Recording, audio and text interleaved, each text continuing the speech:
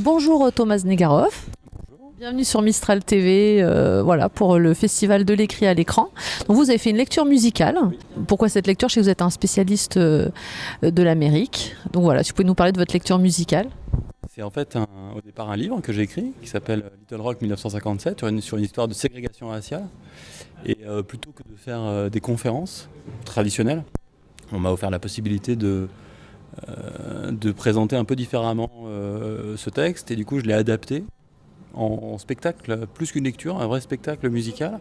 Puisque sur scène, j'en raconte l'histoire. Et il y a un musicien avec moi, un clarinettiste, qui a 2 clarinettes, qui a des boucles pour empiler les morceaux, etc. Et qui accompagne le récit.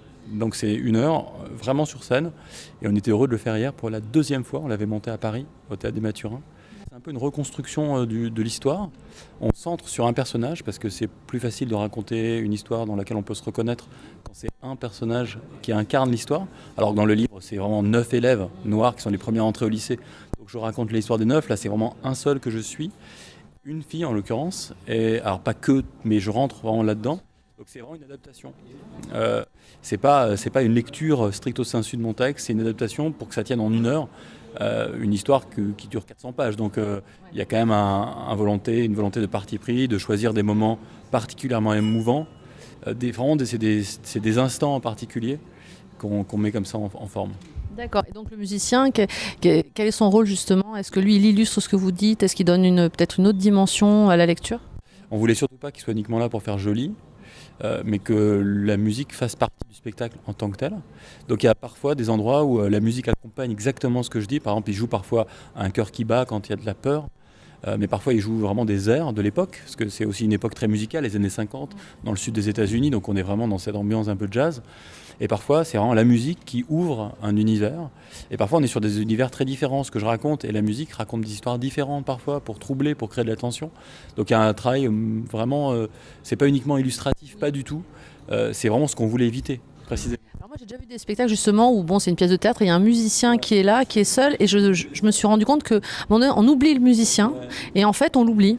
Et voilà, je me demande si c'était aussi, c'est ce que je trouve de super intéressant, c'est que voilà, en fait c'est comme si on avait une bande son, mais il est là, il intervient. Donc voilà, est-ce que là-dessus ça a fonctionné comme vous vouliez? Les gens qui étaient là hier, il y avait du monde, c'était chouette, on était contents. À la fin, à chaque fois que je croisais des gens, ils m'ont dit « Ah, et puis le musicien était formidable ». Donc pour moi, c'est vraiment important parce qu'on marche vraiment sur 2 pieds, quoi. Lui, c'est un super bon clarinettiste qui a fait beaucoup de choses, qui a une victoire de la musique. C'est vraiment un type assez talentueux, très talentueux même. Et c'est vraiment moi, j'ai vraiment écrit l'histoire, etc. Mais c'est une coproduction. On est vraiment tous les 2 à part égale.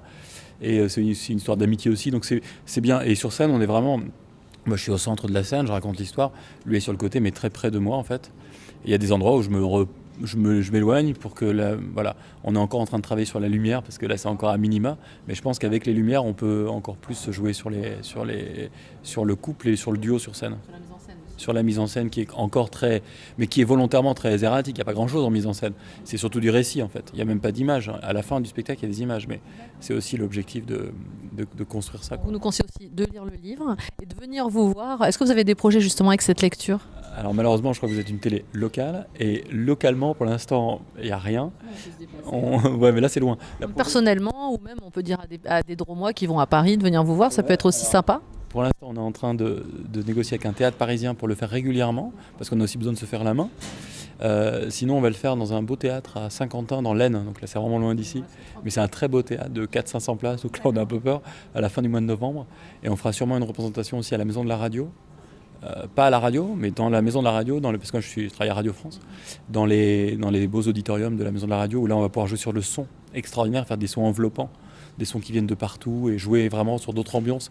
Ajouter même, pas uniquement le son du clarinettiste, pas uniquement ma voix, mais ajouter des bruits de pas, de portes qui claquent, etc. On peut vraiment... Je pense qu'il y a des choses à faire. Ouais, on peut faire des choses. Il y a plein de choses à faire.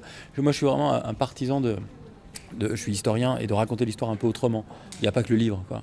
on peut vraiment faire entrer dans l'histoire des tas d'autres gens, de générations, autrement que par le livre. Ça permet aussi à ceux qui ont du mal pour la lecture, ou vraiment le côté aussi visuel peut être vraiment bien pour accéder à d'autres personnes et peut-être même à des jeunes. Absolument, et d'ailleurs au Mathurin, on avait beaucoup de jeunes gens, de scolaires ou de jeunes étudiants qui lisent pas forcément et qui étaient très émus et qui ensuite ont acheté le livre.